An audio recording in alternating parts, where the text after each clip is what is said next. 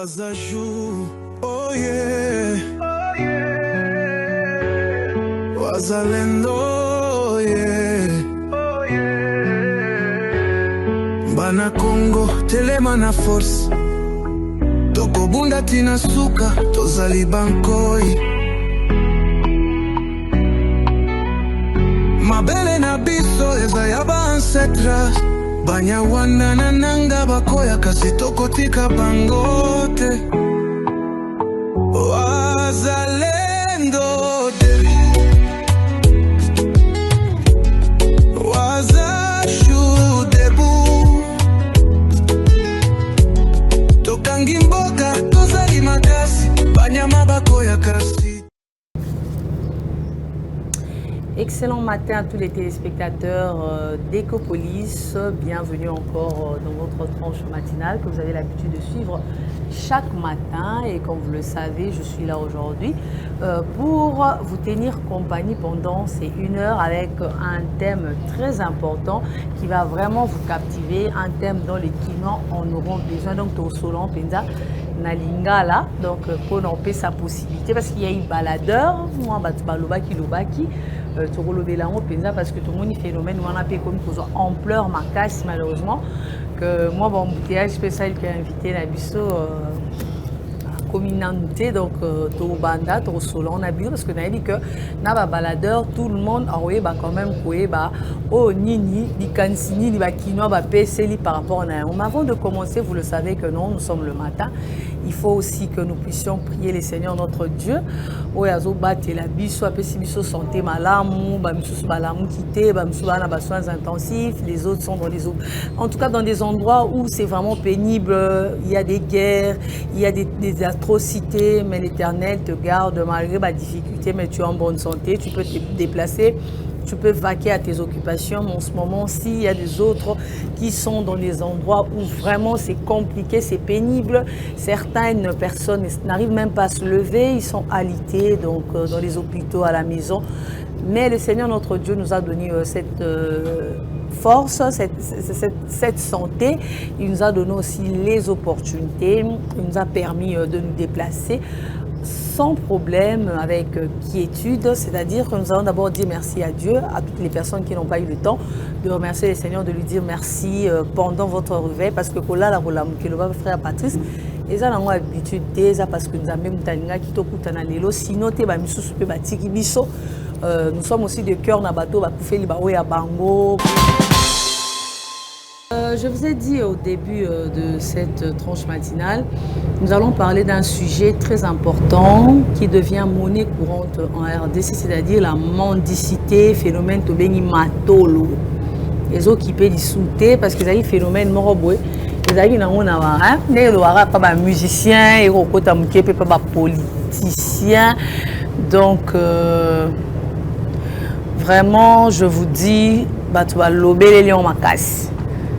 Balobeli yango tokozanda pe ba baladeur ne ba sali ba kinoa pe ba pesi ba likanisi ba makanisi ça belé na sepeli mutu na mutapesi likanisi nae par rapport ya phénomène wana ba même na ba supermarché OK na ba boutique ya em super mutu continuer supermarché so maneka elo comme si à 2000 francs na tanga zo bima l'action kani yo bikase kaza na mbongo donc mutu na mutapesi likanisi nae que non. Ils ont dû na boy moi to décortiquer en main juste que dans le bac non ils ont phénomène moro boizo soit et c'est vraiment en pleurs ils ont été mes yeux en pleurs ma cassi et c'est comme si bah tu vas perdre sans si éducation ko senga ils ont ma bête. Il va m'embêter parce que c'est même bibliquement demandé. Mais à Kinshasa, en tout cas, énumérer point belé, tu belé, bazolo, souper, comme ça, jouer à ma baie, souper, goï goï, souper, lire bon, comme misala te. Tu as vu que misala n'a pas quotidien. Tout le monde peut que mon konzambo kazaro bunda parce que bisos tu as vu que mboka ezali na kimiate, mboka ezala ki ndambu kuna ndambu donc avant mboka etambula, il faut kimia. Il faut kimia, il faut autorité à l'État et ça na mboka pona nini to ba kotamsa mboka eza lokwa neti ozana soki liso ezobela yeba ke nzoto mbezobela soki liboko ezobela yeba ke douleur wana eko affecter nzoto mba eza lokwa neti est na biso eza na problème biso pe ba province mususu y compris capitale et aux la fragiliser parce que ceux qui kaka est azole la c'est Kinshasa pe fois là il faut pe Équateur est là Bandundu est là Congo central est là Kasai est là Sankour est là province orientale le Katanga est là parce que eza bana tata moko mama moko nde to sangisa yango to bengi Congo donc ce phénomène wana est commis partout. Les alliés n'ont pas au monument mon condiment, les alliés au monument prêtre mort parce que tous les gens même sur les réseaux sociaux il faut se le dire. Les alliés battent musu pour au monde non, net moi musa na biso. Oh lelo peut-être tout bien les alliés sous noble tenir les alliés un travail noble, travail à presse. Oh lelo va comment peut-être peut traiter ba pandisa ngolo roi bato ba matolo. Donc mutazo ba sous place na été or biso ba pandisa ngo ba benga biso ba faiseur de roi. Mon pandisa ngo za faiseur de roi.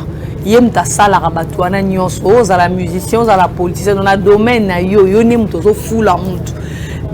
Donc lelo comment le roi neti que non biso nesko to mo luka neti na mona surtout na chronique un peu musicale au mona mutatangi non parce que si to gena rapé université mutu na mutu après ko se spécialiser que non na ligne na ko na domaine politique na économie na culturel tout et tout mutu na mutu nga na la spécialisation mais ce que ya biso ya lelo c'est comme si on a vu branche neti ya biso toza sous ba faiseur de roi comme biso nesko to nimba sala biso or non biso ne to ne baloa que jeunesse nda star. Parce que ceux qui ont mis sur plateau, il y a politicien, il y a musicien, il y a nani entrepreneur, il y a tout. C'est-à-dire que il y a des gens salariés. Mais le phénomène peut matolo et cotiper na elo quoi. Donc vous savez que non, même musala yango ba benga ki musala mo un travail noble et zo peser les sous-souté. Non parce que ils appellent sous na norme. Té babilo ko non c'est ça parce que l'autorité il faut ça la musane ko recadrer ma kamne ezala. Aujourd'hui à Kinshasa, tout le monde peut se permettre de caméra naïa, lobby naïa, micro naïa, ça passe. Or, on ne sait rien réguler.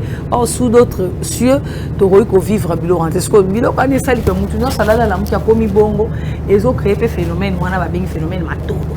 Donc mato, les autres états ma casse, donc tu peux n'a pas une qualité. Hier moro, à prêtre, parce que yom toujours ça la moutouane. Mais tu te retrouves que non. Considérer que mais on peut batikala ba garda penanga non ngai faut na garder comme ça na ngai ya onde et salanga et kokoti so na phénomène matoloté et kokoti so na phénomène matoloté parce que tant au sali musala na bien tu seras bien rémunéré au moment là tu seras sollicité parce que quand les gens vont te voir ils ont non on a besoin de cette dame là parce que parce que par rapport à ton travail. Et aujourd'hui, l'Européen, ça la bon, est compétente, mais elle peut-être n'a pas entré dans la relation et puis tu vois cette personne-là, elle a propulsé parce qu'aujourd'hui, les anti-valeurs, phénomène et c'est comme s'il y a un manque d'éducation parce que quand on dit que c'est des âmes à bêter, mais là, nous sommes comme un excès, comme il m'a dit, français, le tout excès nuit. Donc, ce qu'on dit, c'est na Borolanda, bandi rebelle, ça qui va déclaration pour nous habiter, bah tout le monde fainéant. Donc sous fainéant ma casse donc la mukina tongo bandi ko senga ko beta matolo ya omoni be mututu omona tipo kwa kanisi mbo mais ola zota likanisi mbonwa na sana ngolo moko boy o ko produire pour na senga te ya habiter local on a 800 000 c'est que l'homme nous a 200 azongi sous na terrain or chaque jour n'est pas aussi dimanche oh ba mbonwa na pour recouter à peine na mutuma peut-être on a pas ça kabelo plus. Quitte à toi, na créé moi le moro boy pour na senga te. Donc na créé moi business na moi boy ça la moi bien que non et pour faire respecter là. Mais sikoyo et le mususu c'est ça que yo tant ozonga wana obandi ko senga. Et puis ba mususu ba ka sonité na ndenge vraiment to ebeli basi ba ebaye que place wana soko yo okuta pe na ka ye mutazara wana sengaka. Tobo ite ba démunis baza ils appellent ba nduna biso mususu baza ba mona raté ba mususu ba buka na mama kolo mais il y a des gens moi je veux vous dire ils en a ba mususu o ba mona raté a mona té ba nduna biso ko ba aveugle mais ba sala misala so ki atana ba centre handicapé OK na o mona ke ba tongaka ba mususu ba sala ba misala donc baza utile à la société handicap et longola mutu et longola mutu loro té que aza utilité na société ata muta na handicap pe à son âme papa ya biso Martin Ekanda pour moni na ba œuvre na tika c'est pour dire que matolo phénomène wana ya ontolo e komi bisenga singa et comme bisenga singa elongwe ko senga et comme excès comme mabe et comme même ko diminuer mutu parce qu'à tout moment ba que so ba moni aye obeta matolo et même bâton bokenda verbe on so aussi ba moni o kabasi ba peso kombo aux ajou mususu yeno ko senga te ba ninga yana e ko senga même si pour yaki na likamoko important mais baboyi ko koyamba yo soit mutabi ayebseka na sati mais peut-être yaki na likamoko peu important pourquoi parce que yo sujet na yo so moni kaka matolo oyaka na projeté oyaka na likamte quand on te donne aussi l'argent kene ko s'organiser que non na sala ilo robona na sala musala non yo zo zelaka même ate pas mobile. Donc, quand on dit que nous avons une autonomie financière, c'est quelque chose de très important. Parce que nous avons énuméré, nous avons comment on a les mabé. Abimi, on a la salité, on a la passe. Même si pour nous, nous avons une activité, tel niveau congolais, on a Kenelo. Mais en oubliant que on est sorti à Zozana, on a bien mal acquis. Chaque jour, on a ici. Ata va payer 500 000, ata va payer 1 million. Donc, on a un mabé. On a les canisocèles en projet. Et quelqu'un aussi na masanga ici na bakwiti au lieu ce qui ni no somi moi avec quelques blocs allez lobi sous faisons en esika. Donc c'est un peu ça phénomène non mais on sait là quand même na nini na kosenga ba ndeko na biso par régie comme ça ba tira biso moi ba nini wana tout le monde un peu nenge baladère ça to landa ndeko na biso liboso oyo alobaki to landa ba ndeko na biso o liboso tanga lobi. Donc ça la commentaire toujours on a ça va commentaire n'a expliqué biso surtout landa parce que ça non peut na lingala na ça comme commentaire muké parce que par rapport à bateau peut-être ba aujourd'hui sont en cours même soit fongoli TV même soit zapa qui écoutait non aye ba que to solo bela phénomène matolo mendicité o comme vraiment monnaie courante na kati ya Kinshasa na mutu muso alati bien alati pena bien ma vandiwana juste kaka kosenga ka puis ba yebi do onde ba bazasu na sonité ndé muninga na mwa zolo ndé musisa soni balongola donc to landa un peu ba nona biso à Kinshasa na kati ya capitale ba réagir pe par rapport il y a phénomène on peut ba msu ba monyon mabe ba msu pe ba lobi que non ba manque ya musala mais ba msu pe leurs différentes opinions to landa na élément liboso et on va commenter sur ça et puis tozo ana oya mi balé ti to kene malembe malembe na ko comprendre un peu to landa et puis to continuer. Senga ya kaka puna piaka moto azangi nde asenga soko moni ki kosenga senga tro ba ya ba senga ba lela ya peka puna ba ya te batu basoko lela tro ya puna piaka ozanga misala po moto soko a travailler a kolela te jama ko lela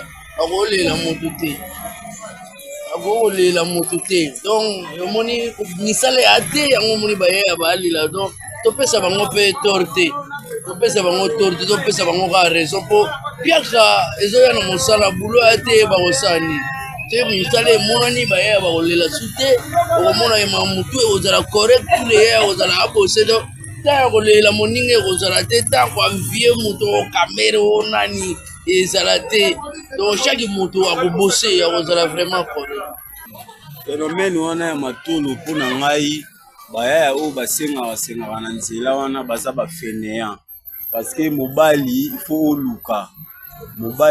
luka so ozo luka te eza mabe oso to landeli bato ba sala matolo chaque jour ko senga ba ole quand même sina biso bato tozo luka parce que azo kongola senya au moins na poko kanzi 100 000 mais on a se retrouver na poko boy 5 000 3 000 francs eza mabe makasi phénomène wana pende eza mabe makasi pona nga vraiment batelema makasi baluka misala ya kosala obiso nyonso toza ba jeune tant que oza jeune mwana mobali oza derrière responsabilité na yo zwa en charge eza bon. Vraiment merci Binomo Bolandi bando na biso mibale balobi eza na mususu alobi il faut reluquer la ba jeune pe misala eza ta nini en fait tâche ya gouvernement donc gouvernement il faut acha ba emploi parce que babi manque d'emploi peso sala que non phénomène mwana matolo eza za makasi donc bozomona ba jeune ba oka sous-sauter surtout ba lobe mingi ba jeune mais il faut que le ba pe eza na ba maman pe bazo sala ngwa parce que bomona ba jeune te okuta pena ba mama pena che mwana mko mama pena ya mkolo moni pena que non mama oyo asa mkolo ba msupe ba kobi mususu mona zwipe mwana ya koko na ya chena mkongo mona preke mwana ani za yeta za mwana ya mwana naye a chena mkongo aba njuko senga ba msusu po mona ba komo bimisabana na bangwa mike obimisi mwana mke ozo exposer tant botinda kabana mike ba ki osenga bo ebite bo exposer bon lelo mon client pende tozolo ba bo eza ya rubeba bozo ba te ba destiné bana na bino muta ko kabela pe mbongo ngo oyebi état d'âme na été boyebi esprit na été. C'est vrai, il y a de bonnes personnes à Rotala, il y a moi non peut-être à Zangiaroulia, à Kabelier. Mais bah toi lelo na ki lelo. C'est pas tout le monde qui va passer na monter à malam, bah musu ba luka ba sacrifice na ba wazo luka que non à sa sacrifice na ye oh ya za la ranango wana et botele et belé vous exposez les enfants botinda bana bokene ko senga bozo bateke bozo bebisa même ba destina bana lobi mwana okoma peut-être ainsi ka mo ba complication allez ba kabela ka mbongo mo po yo mama yo bimisa ka liboso tinda ka kende ko senga otine na balabala c'est sika nyonso ezoleka na milimo malamu na ya mabe donc ezoleka na mona aza exposé yo moko otandi o kabie na balabala ce qu'on lingi dans 10 ans 15 ans era kokola maramna et ko banoza bloqué pourquoi parce que ko senga na yo tinda ki yo kanisa ki eza facilité mais bozo teka ba destina bana bino mutu se ya mama na kuté mutu tela kabeni nga $20 kabeni nga $50 oui tolobi teke ba nyoso ba mabe mais ba nyoso tout est ba kabeli yo wana ba sa ba to malamu. Donc c'est aussi ça. Bon qui batu balobi te gouvernement pe na part na ye ba jeune ba la misala ba jeune balobi na domaine nyonso ezaka misala bureau te. Bazo senga pe na mokonza mboka akanisa bango achela bango misala ba entreprise ba ya ba ke na bango ba kayu ba industrie ezala so ba entreprise ye ba industrie ba pe ba keneka biso to sala na usine ba saka ba mapapa biso to zala na usine ba sala ka ba almet ndenge ezala ka kala to zaka na ba nina biso limité industriel wana ezala ka place op na ba industrie ezala ka ba bando sala ba cigarette ba ambassade ba donc e bando sala que non jeune ala mgi na tongo babi boromona ba mingi na nzela te so misala ekoti gouvernement boromona ba chaîne ebe bozana bona ba nzela te bosala ba pointe yango pe rolongola esprit ya banditisme ya matolo ya koyiba parce que ba banozana kayu na bon atam tatangi na ete munyoso tout ene atatangi ne mulaite et c'est pas tout le monde parce que batumusu ba pe na ba dona bango ine les amis nyonso tout ka fo vana na bureau les amis batumusu pe fo baza libanda basaka pe musala mais rémunération ya bien salaire ya bien babi boromona ke ba jeune ba ozali éparpillé wana ba 5 côté gouvernement akanise la bango.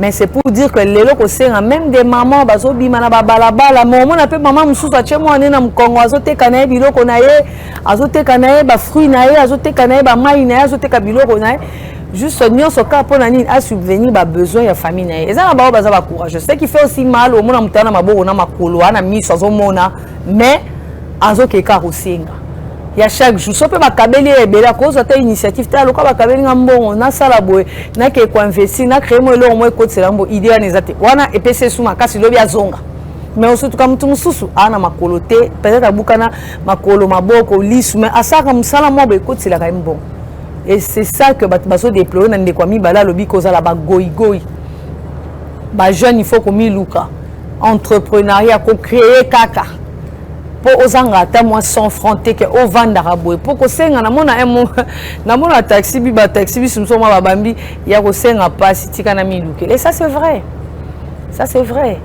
vaut mieux oza na moi 1-2 na yo que obiga telo bita na bima na senga tel bon ozo tchelike na mutu ba tchelike na mutu te mutu aza mutu lobi pour oba na ko senga maman le ki tel maman ku tu tel ndeko ba yebiso ta voyage obengi bo ba yebiso te abeli ah te azate nzoto ezo sale bien te ouais mais ce que zaki quand même na moi occupation na yo ozana moi eloro no mo bo sala quand même que non wana moi 10 francs na ça te fait aussi respecter parce que phénomène mato le sala quand même que ekiti sa mutu ata soko ke pas autorité généralement même chez une autorité ba ke nana projet ba ke norbete matoloti ba ke no senga musala ba ke no senga mama malambu comme ça tant on a yebi ati atungisa kanga et ça parce qu'on a besoin musala mais ça te pas au senga ngambo parce que so comme pe mbongo chaque jour yango ayamba nga soute a bloquer sala bo parce que yozo kene ida mbongo kaka oh faut luke loko die mo za fier na autant a peso yebi que ndenge je toi comme non depuis na zo ene sika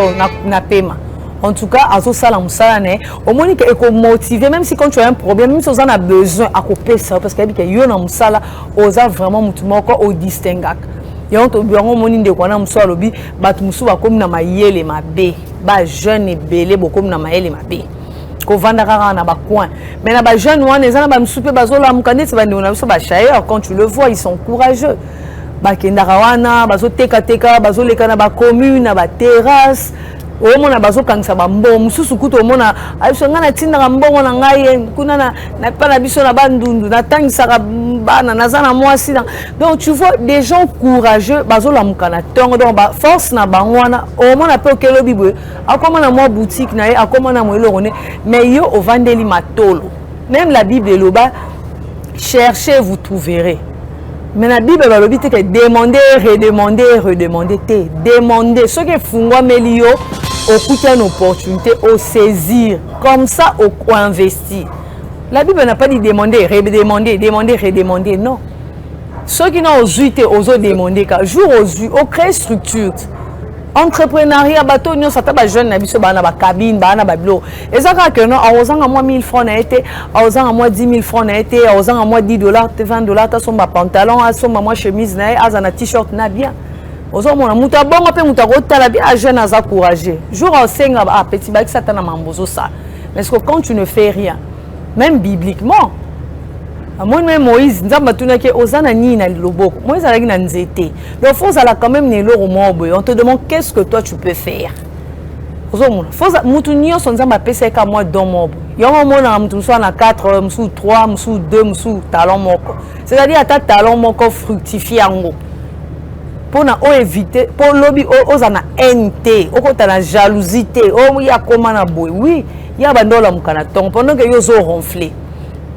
Pendant que yozo lingana nanda ki pasteur moro alobi même ibalo bokena ko s'entretenir et pas basi ça aussi c'est l'esprit il y a faiblesse donc et ça malédiction parce que quand la Bible y a l'homme mangera la sueur de son front donc bazu yo mobali mais yo mobalo ndimo s'entraîne pas qui n'a pas entretenir yo au comme gigolo donc c'est-à-dire tu es faible aujourd'hui en fait tu n'as plus un mot à dire. Parce que quand tu es bali ministre, ce qui est pas bimara, ministre a 10 000, il y a 1000. Bon, respecter parce que tu sors le matin. Et pour éviter le babilo quoi na news. Et bah phénomène mato, on nous sommes la jeune en luka. Si l'obé a communauté va phénomène, so va na bimana moi sma bon, na bimana maman mo tout ça c'est parce que oza fini, on de romo le ba ki ba goy. Baling au salaté, baling facilité. Oh le monde aujourd'hui, c'est pas le en tout cas la vie c'est pas facile en fait.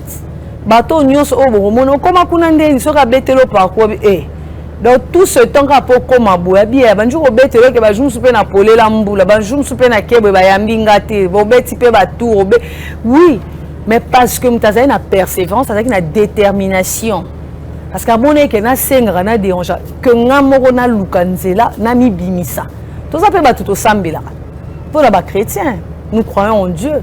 Nzambe pe sera moni à chaque jour mon aluka ke le roi aluka razorate jour musupe o senga kutute tu verras que dans la facilité le Seigneur dit le lo penal au sambo na exaucant et c'est ça qu'on appelle le miracle parce que tu as cherché ozomona neti Pierre bon sur exemple c'est biblique Pierre azo luka mbisa luka suite musane yango wana Jésus pa kuta keka na musala na ende pe a eleva kai kaka sala makamne makambo lobezara na tina même sur les réseaux sociaux on le dit neti lelo bonibo ça les réseaux sociaux neti ya biso communauté système un phénomène kama tolo ko senga rabatu viena ngamoka za rapte c'est aussi par rapport à ton travail au moniteur bazota la pe maramozo ça non muto a réfléchi ça mambozo lo ba vraiment cohérent ah tête robene na likam et ça t'ouvre de contrat ça t'ouvre de contact pourquoi parce que loko zo sala no zo sala ngo bien. Mais si tu as longueur de journée dans les réseaux sociaux, tu verras que même bâtons, ils vont se lasser. Mais si on sait le et tu verras même des gens te contacter. Tu vois, projet et ça t'ouvre de portes. Quand il y a un Pierre avant Jésus. Généralement, Babylone commence à aller par quitter. Ndeba bato vite balwa nzombo le soir hein Christian ba bien nzombo le soir nzombo le soir mort eleki ka bolobi ah maman on a la marchandise otalika depuis ton oteka ite ezali papa ah on repesa ngo 50 pièces yo mo fungoli miso Donc c'est comme ça. N'a pas quoi qu'aboyer. N'era Pierre à Koutanen, non. Jésus habité boire les sous filet non. Pierre habite bon. Na luka na zoaki na ngati. Mais comme yo lobby, des Babylone sous c'est comment parce que le Seigneur a nzambe moko c'est un travailleur. Il faut tout sur la peme. Nzambe mo a sali balobi a sali pendant 6 jours à pemi 7e jour. Vous comprenez? Parce que yo mutu nzamba sali comment lingi nyonso quitter là yo. Même man et kitaka et kataka. Et nzamba pesa ngo pour un temps. Les amis man ya chaque jour teti ba traverser nyonso. Les amis na temps ngo moko boy. Donc c'est ça. Ba Congolais balobi ba jeune ba lingi pe kara goy goy. Moussala bon pe kara romela so bazumbo nga matolo toko mela sans vision. Akuta na mokonzi mo ka to fana to mela na vie wana. Okuta na ministre tête o baya ba bia to fana somela biso ba bière. Mais vision te projet te na kuta na ministre na isa ki ebo na kuta na ngina première dame il fallait na PC projet beauté. C'est ça beaucoup de Congolais. Ça a quoi d'opportunité, c'est comme un miracle. Ceux qui écoutent on saisir, ça les langue bien. Sinon tu saurais que ça sera compliqué. Donc Torolanda Soussou, 2 autres, je crois 2 hein, 3 images hein. Oui, ça 3 images comme ça, to commenter et puis to côté na ba rubrique na biso na SM nous ça na 1 heure lelo pour na tranche matinale na biso. Donc Torolanda bandi on a biso mamba lobby car na dossier on a sujet on ya mendicité donc phénomène matolo na Congo o batu ba komo limba na ba même na ba supermarché ba bi mama ti o mona ya ba okatelo na ba sali à tout ça en fait on va suivre pour continuer na ba baladeur voilà et puis on va se retrouver. Vraiment, ça c'est vraiment tout le premier de l'Anakim. Les autres comme ça, tout dit sur la gêne, ils peuvent nous vendre dans la boue. Manto Loana, vraiment, ils ont découragé mi. La gêne, pas comme va fainéant. La gêne, pas comme va fainéant, va lier comme bimaté, va qu'il ne go luka, misala, qu'il ne go ça la même qui porter, même tout va coup de main par-ci par-là. Va comme il va qu'il ne go senga dans la. Ils ont fait ça qui est au côté. Batu misusu nenga bazawana bakomi siko pona lokola commerce aya wa sengi lelo yo ake wana sengi asangisi yango esali ata moi 500,000 moi 200,000 abali moi kof na quelque part omona tie moi mesene mopanzi ma yibi kezana kwa mongo boya ke na gosenga azwa ko bakisa na kati ya kof na zo sala ezo pesa kitoko te wa ko na bande ko na biso ya sécurité ba soda banani misusu to yoka ke l'état bakisa bango ba salaire par rapport à bazwa. Mais toujours vraiment la plupart des soldats basoda bazo finissent toujours mokonzi ya mboka. Baozo ba salaire belé, bazo les sous aussi on manteau les belé na kati ya batu. Ezo pesa kitoko tata muke. Donc toza fatigué. Biso tozo luka bazo futa biso moto ba 10 francs. Wa mona boye mutabimela na nzela alati bizarre. Akosi lokola kanza mutu moko ya pasi, lokola za mutu moko boye azanga fa soutien. Zoka nda azana ba forme ne quelque part. Akati forme ayo bimanelo musuka po oyo kele mawana mantola zo beta yo wana ocha lobo na pozo pe ata 500 francs. Donc zo pesa kitoko te. Ezane ki fene zo na kati na biso. Bien que to yebike ba misale eza pe na kati ya mboka me ebongi to telema to kena ko beta ba porto lubaka kena ko senga chaque jour eza kitoko te. En tout cas problème mantolo wana so totali bi eza ki goigoi. Eza ki goigoi pour l'instant to zongi lisuma mukena ba français muna balobi il n'a pas de son métier. Sikoyo sika tolandi tozongi na emo ya ba français balobi n'a pas de son métier en tout cas rythme wana ekosila ezaki goigoi ona ngai na moni ezaki goigoi to sosola biso mo bato wana groupe mantolo wana alors que ye wana za lina mantolo pour so talibi alati bien mais mantolo trop mais mtalati mabe au baloka na balabala kozanga 1000 francs et 2000 francs tozo ko bete su mantolo masa changa ta mo mesira mais yo seka ke na fo azo bwa ka fo mais azo ngata mbongo senye shimbo senye suma whisky azo melo suma kwanga seka yo mto za goigoi. Effectivement eza que le gouvernement a une disposition pour la parce que ceux qui au niveau ministère va bien gérer. Je pense que le matolo wane ozalati. Effectivement au niveau ya Kangolo les amis bien moko bofo za la bien sécurisé. Mais Kangolo zo comme l'insécurité par rapport à nini. De 1 soda a la facilité va filer 1000 francs, 2000 francs pour mutakota. Elle infiltré pas dans la capacité au côté pas ça la nyoso za besoin au ça. Donc phénomène matolo wana vraiment et mati makasi na lata mboka na biso RDC. d'autres jeunes balingi oluka te bamipesi na kati ya matolo. Ya des jeunes abiminga na ntongo asengi aserekipe na mwani na tie na poche nazobosana ke obima ntongo okoki oluka eza mpe kamera awa na kini mosala ya biro eza te bamisala eza ya bashop bamisala ya koteka mwa biloko neti owa ndeko nanga na nsima ozoteka baposo wana. Donc c'est un peu ça. Vie ya courage epesaka quelque chose lobi donc matolo wana eza malamu te. C'est un peu ça ce que je dis.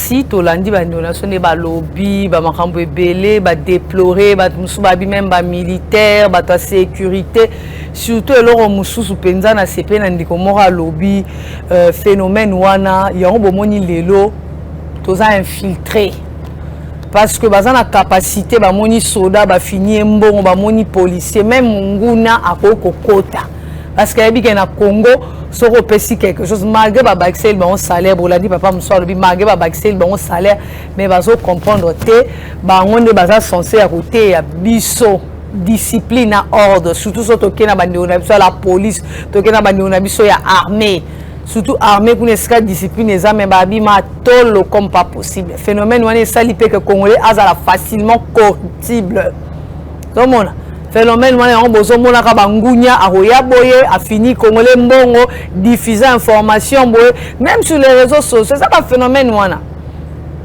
ozo mona que non mutu aza mopandi sango mais bazo somba facilement parce que eza na phénomène moko e wumeli na mboko e kotaki phénomène matolo kanyaka tout ça au mona même mutu aza na ba beach au mona mutu peut-être bazo luka mutu yeso aussi ba finir mona RD soka na Congo lukata batuka ba ni na so finir bon au katisa okimi et c'est tout ça parce que ce sont ces phénomènes là où même mendicité où faire perdre batu crédibilité donc ba yebi ke na RD ça ceux qui na aéroport ba timbela yo ya na mutu na mo ba lexara bat tout ça c'est parce que phénomène wana ezo na ampleur et on tolo ba dans tous les niveaux et ça partout au moins na mutu censé remettre likambo bien peut-être pas chef de l'État et pas première dame et pas ministre au moins na entourage PC le robot msusu yo mutu na ngote mo na vision ya bien o na projet bien et va non mais au moins na batu na mon projet mo ezata sans citer mais comme il y a yebi molimo akanyaka faut ka resomba moi matolo fini mutu congolais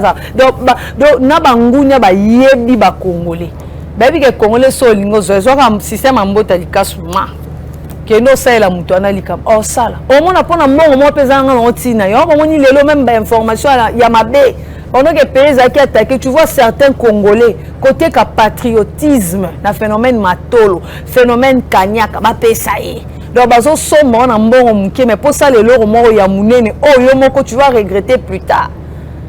Et bah phénomène wana uzoka bazo déplorer on babi et kota na ba système nyonso même nos services de sécurité na ba soda ici quand pena que no ba ko la te ba tekate et ça na batu mususu on na ba katelier bo biza pa kimi na abimi mboka abimi ndengeni phénomène matolo babi ke ndenge zana batu wana tango vana ka bo biso to futa ma combien mais ce sont les mêmes personnes qui ont dirigé pendant tout ce temps ba on ba excellent bon salaire te bango ba yaba ke photo mema bango boye pourtant biso to ba noluka kokima to kosomba bon congolais tika eloko wana ezo sala kitoko te yo komona mbongo ba pesi yo ba sombi yo pona likamsongolo to paka mais après tu vas réaliser que oh Muzalo ben n'est jamais trahir hein? Ne jamais trahir et bah phénomène wana c'est dans tout le coin aux homona kalezaki na ba chege bobi ke phénomène na matolo ba chege neza so ba moni ba musicien ba zolanda bango ba politicien mais lelo atabana ndako ba créer moi coin na bango mo boy wana moi so ba sisi boy ba sangisi so bon so ba aussi ça ba sombi biloko so ki dendo so ki poso so ki ni après ba meleli ngo ba soupe na tolo ba kwiti après ba sel ngo ba dégâts et comme na ngo habitude lobi sou ba rozonga to kuta na prêtre ki ngani or kala ba matolo wana ezali ba shege ba toto wana mona bano ba ingi na mona ba nzela le komina muto atangi classe ata na diplôme mais degré côté cura matolo aux oidete donc c'est triste que phénomène wana ezo ampleur na mboka na biso yango bozo mona ta bobi bokanga likambo ba yebi ke te kuna baza 5 na bango 5 wana 2 wana soko pesi bango quelque chose ba olekisa ate sika ba olekisa te ya pesa to mona honte o mona pena yemo agent de l'ordre ya solo là Vous savez combien mboka ezalaki na facilité ba infiltrer ngo ba somba bino donc na kasa mboka na bino on tozalo ba même mambo eleki na guerre awa bato ebele bateki bomoto bateki mboka mpona mbongo ya mokie akoki ota kosomba lupangu te. Même si tu dois acheter une parcelle, même si tu dois acheter une voiture, mais tu vends la terre des ancêtres. Phénomène matolo. Ce qu'on a matolo wana baza na facilité kosomba yo asayebi ke asona monika obetanga matolo. Donc ceux qui pêchent mususu akobengwa biyaka sala nga sale boulot oyo sala no. Pour déjà il y a aux sans emploi, aux sans vision, il y a des lundi, mercredi, ok, sur aussi. Mais bon, on va penser que lundi, tu pouvais faire quelque chose, tu pouvais créer quelque chose. Oh, il y a quelqu'un qui subvenir n'a besoin, non, moi 1000 francs, il va nous coûter. Boli peut misalate, donc moutola mkabanda ton, nous n'aurons pas si, je vous dis. Au bandu sengabanda ton ti pourquoi? Aussi sur les mots, on se peut mêler en massanga. Alors, on sous lobby. Donc, ça, autant mieux chercher un travail, une occupation. Au lieu de faire savoir à ma casse, hein. Parce que parler seulement là, c'est pas facile. Hein. C'est pas facile. Attendez, non, ça peut moins faciliter. Mais toujours quand ça va rubrique. Parce qu'on a raisonné, 7h, 8h, bani matoloti, 17h. Le zaka, tu me dis, moussala. Autant mieux que le sala, que l'occupation, c'est la romone, baninga msuba sala. Bon, on a jeune et belé, attends un diplôme, mais moussa les anantes. Tout le monde a même na bawenze. Sauf que na bawenze, on a jeune, soit et dans maman, on a baté carabilo, on a un magasin, baté carabilo, on a ils ont quelque chose. Mouta bon, on est dans la carte mendicité. Sauf qu'on a belé, oui, à s'occuper que c'est. Mais que on est que bas sombaye. Pas que c'est l'homme, on a conscience. Pourquoi il y a ebine balamukana tongo.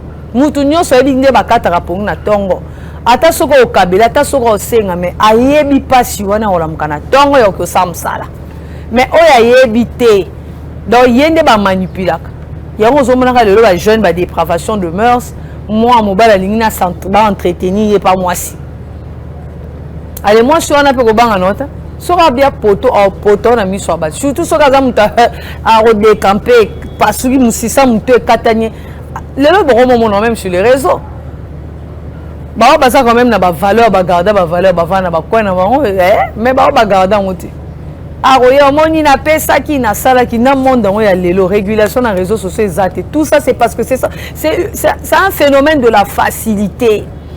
Oh c'est pas bien. Même Jésus que ça y a dans mon kilo vivant une facilité mais soit tali li corona c'est ça ya bango. Mais Jésus pendant les gars dans match kwata. À Mbappé. Mais son hôtel, papa va créer mon kilo lundi et samedi, dimanche à peine. Et lui était là. Mais la condition humaine que lui a vécue, papa non zambé, mais il dit ma vie est bon. Mais il nous a donné un exemple. On n'a pas dit que richesse est amabé, mais esprit wana, même lui étant Dieu, à salem salat. Jésus est bien à salam mabayat. Parce que yo lingata ko la métier papa a bino à salaraté. O linga ta kosunga mama te ninga te karabiloko oyo mama eto te karaboinga pe to tsaka boinga pe na zo quelque chose yo lika ba pesaka arrivé à un certain âge orozalara mutu ba pesaka yo après okomi na mutu bisenga senga so bat ba moni ata na famille et si ça rappelle respect à mutu phénomène matolo oh et si ça respect ata mutu azai quoi ningo ya wana eka ko senga et ça diminue mon na neveu na nièce na ko mo manquer pour na bilora. Donc nous allons j'espère que tous qui est dans la rubrique na biso ya évasion total un peu au nini ba bombe di biso donc na me mabino hein to souffler mukie quoi pour to lobi pe ming na phénomène ngwa na semno lo na ngamoko donc total a quand même évasion sur les nets et me mabiso et ça la biso pe bien après to rozongela to rozonga poto tout ça à moi commentaire non ça à moi commentaire puis par rapport il y a place ba mais ma biso régime tazo mais ma biso total la rambo là que ça biso na bino comme ça moi commentaire et aux ala.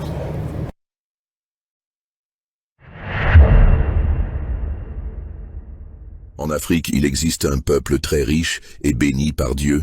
Ce peuple dont on parle, c'est le peuple congolais de la République démocratique du Congo, un pays riche en sol et en sous-sol, équipé et amoureux de sa culture, de la sapologie, de la bonne musique. Un peuple émouvant, Un peuple très heureux, mais les Occidentaux cherchent toujours à les coincer, à les humilier, mais ne sachant pas que cette nation a été déjà choisie par Dieu depuis son existence. Le peuple congolais, soyons éveillés, mettons les distractions de côté, défendons nos terres et notre patrie. Que Dieu bénisse cette nation qui est la République démocratique du Congo, une terre héritée de nos ancêtres.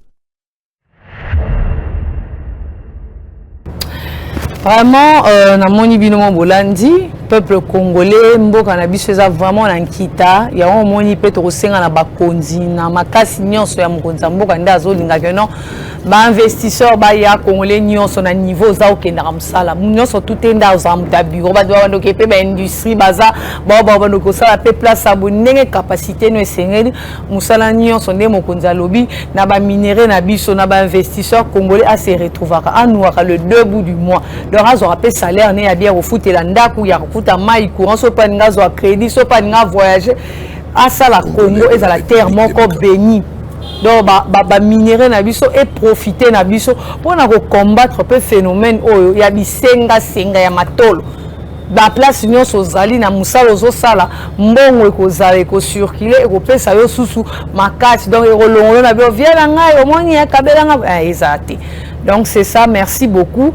Et puis tu redécouvrir pelo moko comme dans les samnora mama matolo yango comme on a combien RDC ils a peine na richesse soto bika ba minerais to kosi biso to na ba richesse partout. Oh que lelo kaka ndenge mokonza mboka bobenga fachi béton bakino ba ngobenga fachi béton ana vision ya kokomisa Congo eza la terre moko bénie eza la terre moko ya kimia. Oh mutu nyonso ko envier na kena Congo na investir na kena Congo na salabo oh alingi état des droits et quota pour congolais nyonso ayeba na ko bénéficier donc à se sentir épargné parce que ça fait des années congolais aza exploité congolais aza bomoni mino ba richesse oh to uchi kotala na rubrique combien congolais ayebi atate combien liara na richesse donc les gars boya énergie bobi publicité mo za les gars énergie les gars ndebe énergie ba minerais ya ba sous-sol ya ba sol les les ba congolais mais mokonza mboka souci na eza que congolais a bénéficié congolais a vivre na terre ya esengo alia lipa ya esengo donc pour découvrir et le roman il y a bien ou que ça la peine que non tout le bagage mboka oh eza pena na nyonso nzambe le 6e jour à bosana nyonso na RDC. Donc après on continue avec notre déjà vers la fin je pense je chute déjà vers la fin de cette tranche matinale. Donc nous allons voir ce qu'on va nous réserver, je sais pas découverte en oza et loro nini to redécouvrir nani to ça nini mais ok car tout ça bien.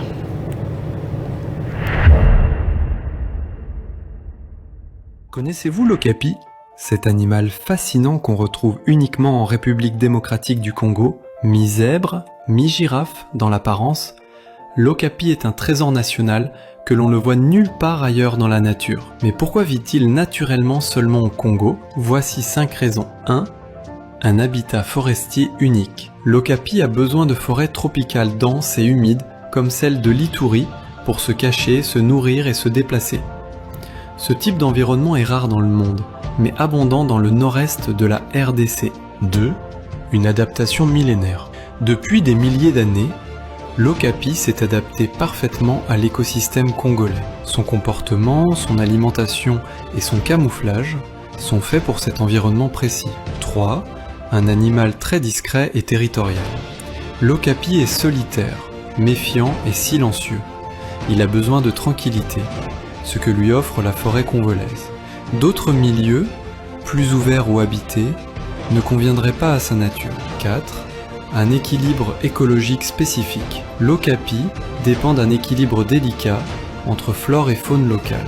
Certaines plantes, arbres et même conditions climatiques qui n'existent qu'au Congo. 5. Une espèce endémique protégée. L'okapi est une espèce endémique, c'est-à-dire qu'elle n'a jamais migré naturellement en dehors du Congo. Elle est même protégée par la loi et par des réserves comme celle de l'Ituri. L'okapi, c'est bien plus qu'un animal. C'est un symbole de la richesse naturelle du Congo.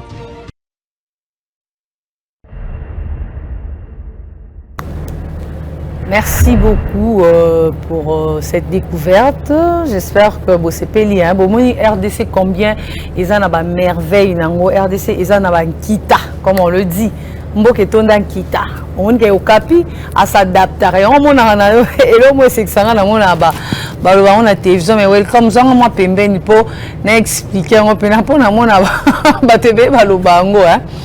So au capi, c'est-à-dire au voyage à tous c'est pour dire que au capi à mesani ne kaka na makam donc na climat na biso na mabele à RDC na makambo RDC amigrara na été il est fier place à Zali bon mon peut kitoko tu sens un mélange ya air morozo mona zèbre air morozo mona lokwa neti girafe moi elongi muke mo logo la moi on est bataba bazala ya mo cheval donc on a nyama mo nzambe a constituer na banyamo nyoso na tangi pour no bimisaka okapi donc okapi azane complexité a préférant na ba terre na ye mabele ne place azali bino bo voyager na o ka so voyager te ba bengo okapi donc okapi nyama kitoko okapi nyama mo azana na complexité place aza à l'aise et puis climat na biso nde ya linga.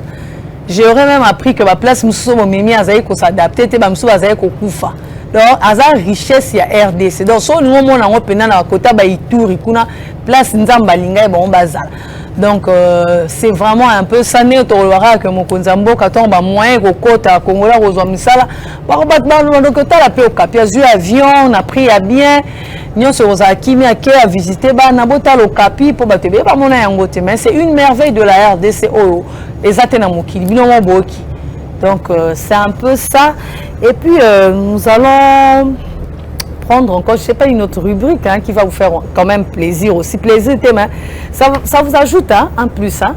Et ça peut nous plaisir. Pour exemple, la sous au talabobi. Mais ça la rende boy. Et ça la rende boy. Et on tombe la rubrique. C'est pour vous aider. Parce que moi aussi j'apprends. Il y a certaines rubriques ici que moi aussi je suis aussi étonnée parce que ça se prépare tout dans la rédaction. Les amis tout pas proposé qui pour aider aussi nos téléspectateurs de partout. Vous nous suivez dans toutes les provinces de la RDC, en dehors du pays, ceux qui nous suivent en ligne, en tout cas, et au Sungape Bissonionson. On a découvrir ce que Zanini après te recommander parce que tout comme déjà presque on a sous qu'il y a tronche matinale na biso donc c'est ça.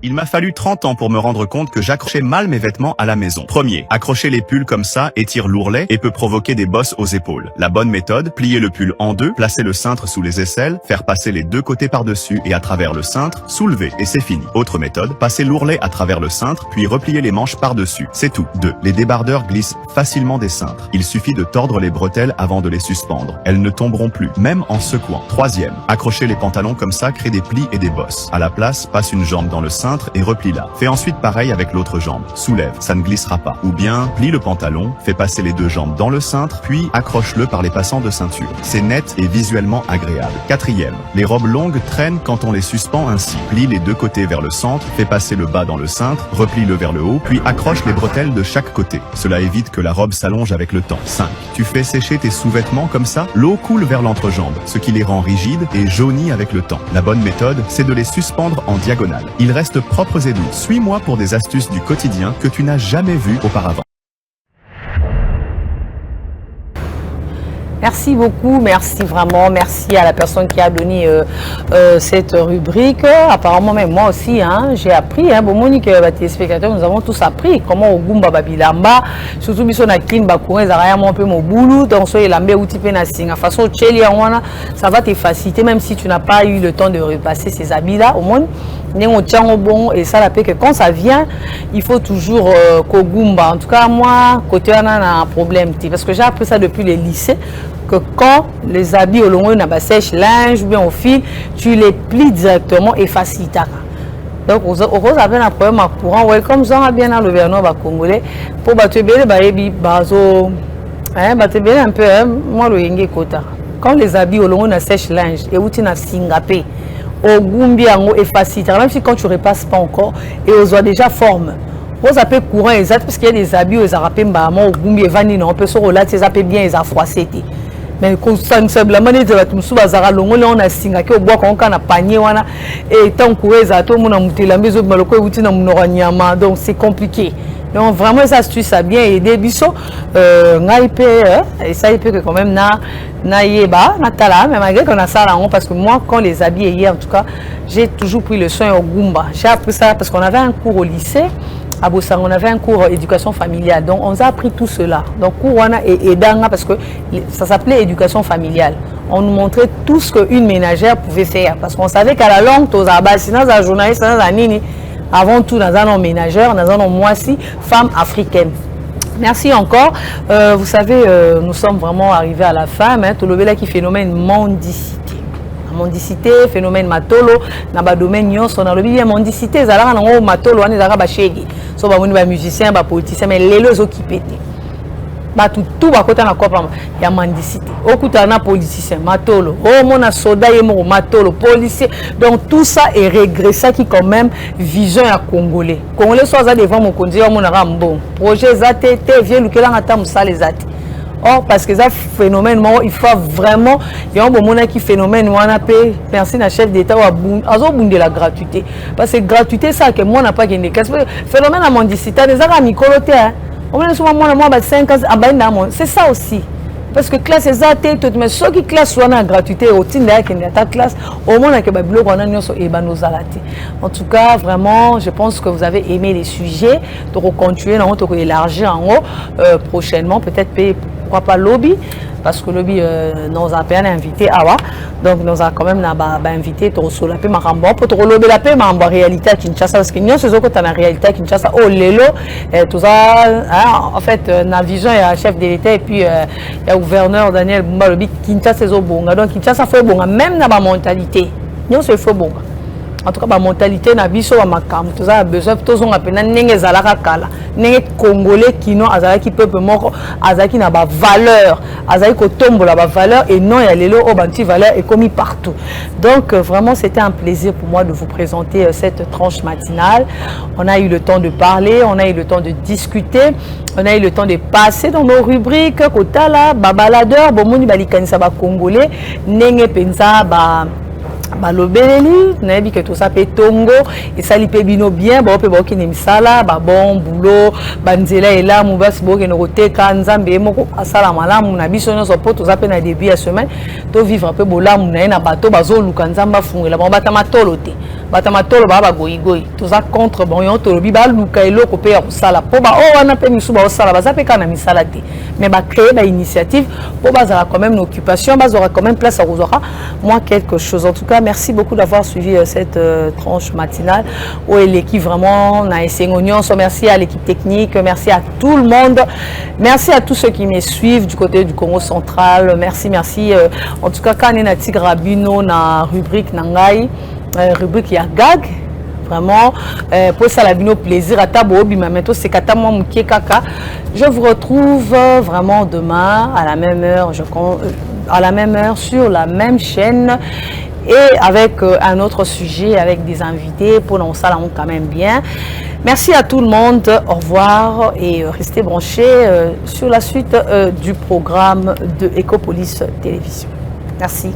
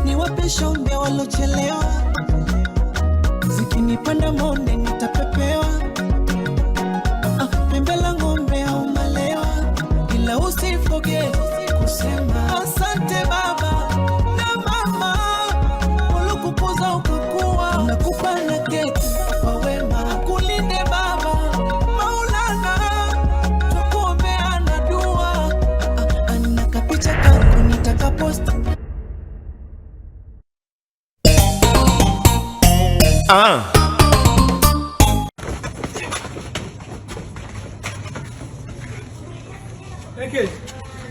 Maman, comment j'arrange pour que le téléphone pour ramasser seulement la terre? Non.